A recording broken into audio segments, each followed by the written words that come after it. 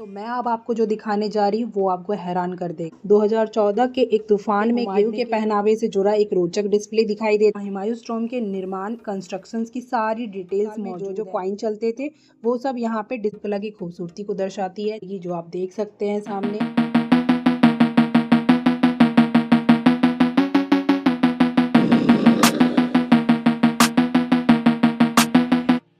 Hello friends, welcome back to our channel. इससे पहले वाले वीडियो में आपने देखा कि हमने हुमायूं टॉम्ब को एक्सप्लोर किया और आज के इस वीडियो में हम हुमायूं टॉम्ब म्यूजियम को एक्सप्लोर करेंगे।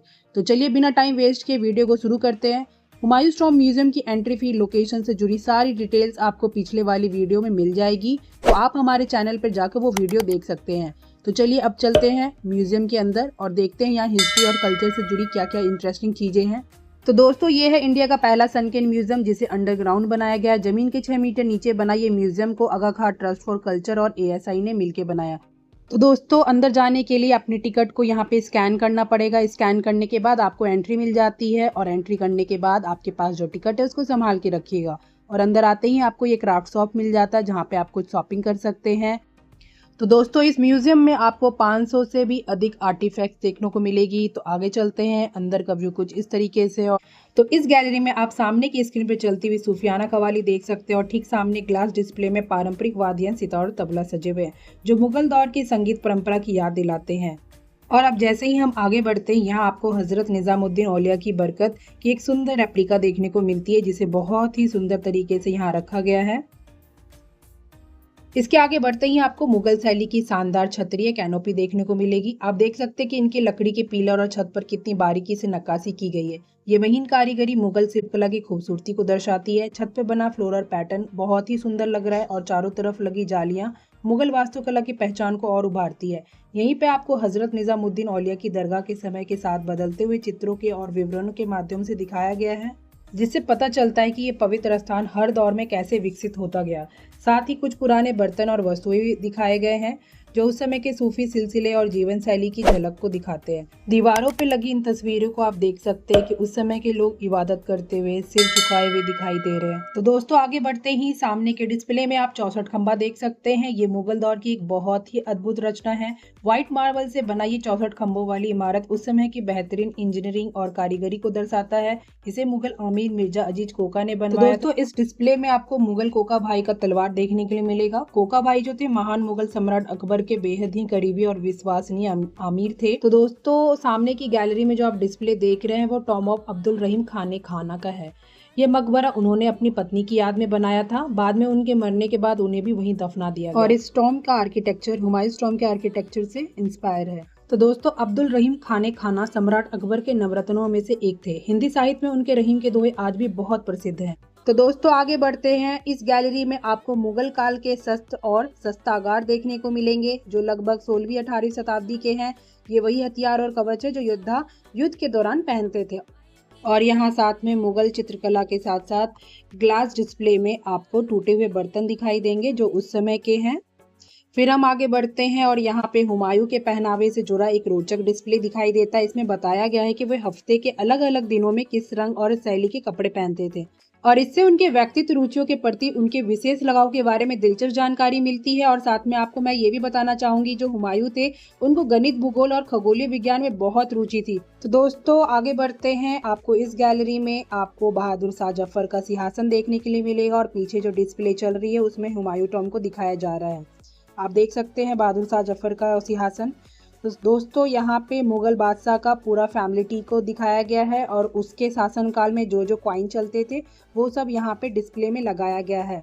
तो दोस्तों ये जो आप सिक्के डिस्प्ले में देख रहे हैं ये काफ़ी खास है। अलग अलग दौर के शासकों जैसे अकबर, जहांगीर, शाहजहां और औरंगजेब के समय के सिक्के यहाँ देखने को मिल रहे हैं। सोने, चांदी, तांबे और कांसे। इससे आपको ये भी समझ में आएगा कि उस समय की अर्थव्यवस्था और कला कितनी विकसित थी। तो दोस्तों आप देख सकते हैं कि बाबर से लेके बहादुर शाह जफर तक के पूरा फैमिली ट्री बहुत ही सुंदर तरीके से यहाँ पे दिखाया गया है। तो दोस्तों आप मेरे सामने जो देख रहे हैं ये हजरत निजामुद्दीन औलिया का दरगाह का डिस्प्ले है जिसे यहाँ बहुत ही सुंदर तरीके से प्रेजेंट किया आप देख सकते हैं। तो दोस्तों इस डिस्प्ले में निजामुद्दीन कॉम्प्लेक्स के अंदर मौजूद सभी स्थानों के बारे में विस्तार से दिखाया गया है। तो दोस्तों वॉल पे जो आप इतनी बड़ी डिजाइन देख रहे हैं ये अतगा खान के मकबरे की छत की डिजाइन है। तो वाकई में ये इतनी सुंदर डिज़ाइन है कि यहाँ से मुझे हटने का मन ही नहीं कर रहा है। तो दोस्तों सामने जो आप ये 6 पॉइंटेड स्टार देख रहे हैं, ये मुगलों को काफ़ी पसंद है। ये अपने एंट्री गेट पे इस स्टार को लगाते हैं। और सामने जो आप देख रहे हैं हुमायूं के मकबरे के छत पर जो छतरियां हैं उसकी रेप्लिका है। और साथ में आपको मीनार भी देखने को मिल जाएगी। और सामने जो आप देख रहे हैं ये हुमायूं के मकबरे का गुम्बद का ड्रम का रेप्लिका है, जो उस समय के आर्किटेक्चर के बारे में यहाँ पे दिखाया गया है। और यहाँ पे बहुत सारी चीजें हैं देखने के लिए, तो चलिए आगे बढ़ते हैं।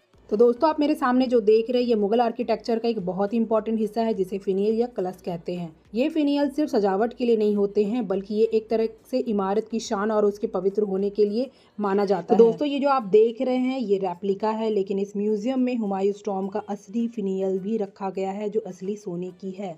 तो दोस्तों ये जो आप देख रहे हैं ये वही असली फिनियल है, जो सालों तक हुमायूं टॉम्ब के सबसे ऊपर गुंबद की शान बढ़ाता रहा। 2014 के एक तूफान में गिरने के बाद इसे यहाँ म्यूजियम में प्रिजर्व करके रखा गया है। इस मॉडल में आप देख सकते हैं कि हुमायूं टॉम्ब के मकबरे के अंदर का स्ट्रक्चर का हिस्सा है। खास तौर पर ये नीले रंग का टाइल्स वर्क, जो उस जमाने में पर्शियन और सेंट्रल एशियन आर्ट का एक खूबसूरत हिस्सा हुआ करता था। तो दोस्तों इस मॉडल में आप मकबरे का डबल डोम बहुत साफ से स्ट्रक्चर देख सकते हैं, जो मुगल आर्किटेक्चर का ये पहली इमारत थी जहां ये टेक्निक यूज़ हुई थी। एक अंदर का छोटा गुंबद और एक ऊपर से एक बड़ा बाहरी गुंबद। तो दोस्तों अब बात करते हैं हुमायूं मकबरे की जान यानी उसके गार्डन की। एक वक्त था जब ये बाग पूरी तरह से उजड़ चुका था, लेकिन इसका रेस्टोरेशन किया गया। इस गार्डन को दोबारा असली रूप में लाने के लिए सबसे पहले पुराने वाटर चैनल्स को ढूंढा गया, जो कि मिट्टी में दब चुकी थी। तो दोस्तों आप सामने जो मिट्टी के बर्तन देख रहे हैं ये खजाने की तरह मिट्टी से निकली है। जब हुमायूं टॉम्ब के गार्डन पाथवे का रिस्टोर करने के लिए 3000 ट्रक मिट्टी हटाई जा रही थी, तो ये मिट्टी के नीचे से मिली, जिसे आज इस म्यूजियम में प्रिजर्व करके रखा गया है। तो दोस्तों इस म्यूजियम का हर एक कॉर्नर में एक नई हिस्ट्री छुपी हुई है। मैंने अपनी तरफ से पूरी कोशिश की है कि जितनी भी जानकारी मैंने सर्च करके या अलग अलग जगह से इकट्ठा की है वो सब आपके पास सिंपल तरीके से पहुंचे। तो दोस्तों इस गैलरी में पुराना किला के बारे में बताया गया है, जहां हुमायूं रहा करते थे। तो ये है पुराना किला के बारे में कुछ लिखा हुआ जो आप पढ़ सकते हैं। और ये एक पेंटिंग है जो उस समय की है, और यहाँ पे कुछ नक्शा दिखाया गया है। और फिर यहाँ पे डिस्प्ले भी चल रहा है। और यहाँ पे आप देख सकते हैं कि ये लाइब्रेरी है जहाँ से हुमायूं जो थे वो गिर गए थे, और इसी गिरने की वजह से हुमायूं के सर पे काफ़ी चोट आई थी, जिसकी वजह से उनका निधन हो गया। तो दोस्तों आगे बढ़ते हैं। ये है सब्ज बुर्ज, और डिस्प्ले में लगा हुआ है सब्ज बुर्ज की रेप्लिका। तो दोस्तों जब आप हुमायूं टॉम्ब की तरफ आते हैं तो गोल चक्कर पे आपको सब्ज बुर्ज देखने को मिलेगी। इसका नीला गुंबद जो है इसको और भी सुंदर बनाता है। ये है हुमायूं टॉम्ब का नौका महल, जो लकड़ी की आई थिंक बनी हुई है। तो दोस्तों अब हम बढ़ते हैं इस गैलरी के सबसे इम्पॉर्टेंट हिस्से की तरफ, जहां हुमायूं टॉम्ब के निर्माण कंस्ट्रक्शंस की सारी डिटेल्स मौजूद है। यहां आपको इस विशाल इमारत के ब्लूप्रिंट और नक्शे देखने को मिलेंगे। इन ब्लूप्रिंट में आप देख सकते हैं कि डबल डोम का स्ट्रक्चर्स कैसे एक गुंबद के अंदर दूसरा गुंबद बनाया गया था। जियोमेट्री इस मकबरे को बनाने में कितनी परफेक्ट मैथ और सिमेट्री का यूज हुआ है। तो यहाँ पे आपको सारी चीजें डिटेल से बताई गई है। और आप मेरे सामने जो डिस्प्ले देख रहे हैं ये हुमायूं टॉम्ब के पूरे परिसर के स्ट्रक्चर की रेप्लिका है, जिसे आप देख सकते हैं। तो दोस्तों सामने के इस डिस्प्ले में रखी हुई जो वस्तुएं हैं वो हुमायूं को सैयद तहमास्प प्रथम ईरान द्वारा उपहार में दी गई थी। ये शाही जुलूस और धार्मिक अवसरों में उपयोग होती थी। यहाँ रखा हुआ खंजर भी ईरान के शासक से जुड़ा हुआ है। पास में ईरान के बारे में जानकारी भी दी गई, जिसे आप पढ़ सकते हैं। तो दोस्तों सामने के बोर्ड में आपको अफगानिस्तान के बारे में कुछ डिटेल्स दिए गए हैं। आपको मैं बताना चाहूँगी कि हुमायूं का जन्म जो है वो काबुल में हुआ था, और यहाँ जो दिख रहा आपको मॉडल हुआ है बाबर के मकबरे का रेप्लिका है। बाबर का असली मकबरा बागे बाबर जो है वो काबुल अफगानिस्तान में है। 1530 में जब उनकी मृत्यु आगरा में हुई थी तो पहले उन्हें वहीं दफनाया गया था। बाद में उनकी इच्छा के अनुसार पार्थिव शरीर को काबुल ले जाकर बागे बाबर में दफन किया गया। और सामने के डिस्प्ले में जो आप बर्तन देख रहे हैं ये भी 18वीं 19वीं सदी के हैं, आप देख सकते हैं।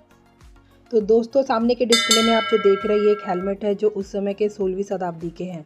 और जब हुमायूं फारस के सफ़र के दौरान तबरीज पहुंचे थे तो उन्होंने एक मुलाजिम को खगोलीय ग्लोब खरीदने के लिए कहा था, जो आप डिस्प्ले में देख सकते हैं। तो दोस्तों इस गैलरी में हुमायूं के सफ़रनामा के बारे में विस्तार से दिखाया गया है। करीब 34,000 किलोमीटर की यात्रा, 122 शहरों का दौरा और 27 युद्ध। पैनलों पर उनकी यात्राओं व संघर्षों का विवरण है। और ग्लास डिस्प्ले में उनसे संबंधित कुछ किताबें रखी गई जिन्हें आप देख सकते हैं। तो दोस्तों इस कॉर्नर पे आपको बादशाह के ख्वाबगह के बारे में जानकारी दी गई है। लाल पत्थर की ये भव्य जाली 7 पत्थर की शिलाओं से बनाई गई है। उस समय अग्रभाग के दरवाजों को हटाकर पत्थर की जालियां लगा दी गई थी। यही शैली आपको हुमायूं के मकबरे में भी देखने को मिलेगी। तो दोस्तों अब मैं आपको लेके चलती हूँ हेवल्स इमर्सिव गैलरी में, जहाँ आपको एक बहुत बड़ी स्क्रीन देखने को मिलेगी जो आप देख सकते हैं सामने। तो दोस्तों अब आगे चलते हैं दिल्ली के 2500 साल। तो मैं अब आपको जो दिखाने जा रही हूँ वो आपको हैरान कर देगा। मेरे सामने डिस्प्ले में ये जो मिट्टी के टुकड़े और बर्तन हैं ये साबित करते हैं कि दिल्ली 2500 साल पुरानी है। जब पुराना किले की खुदाई भारतीय पुरातत्व सर्वेक्षण ASI ने 1954 में करवाई तो मिट्टी के अलग अलग परतों से 9 अलग अलग जमाने के साक्ष्य मिले हैं। इसमें मौर्य काल से लेकर के मुगल काल तक की वस्तुएं मिली। तो सोचिए इस किले के नीचे हमारा इतिहास कितनी परतों में दबा हुआ था। ये सारी डिटेल्स आपको यहाँ पे पढ़ने के लिए मिल जाएगी। तो दोस्तों इतिहास सिर्फ किताबों में नहीं हमारी मिट्टी में भी छुपा होता है। उम्मीद है कि सनकेन म्यूजियम का ये सफ़र आपको पसंद आया होगा। जल्दी से वीडियो को लाइक शेयर एंड चैनल को सब्सक्राइब कर दीजिए। मिलते हैं नेक्स्ट वीडियो में एक नई सफ़र के साथ। तब तक के लिए नमस्कार।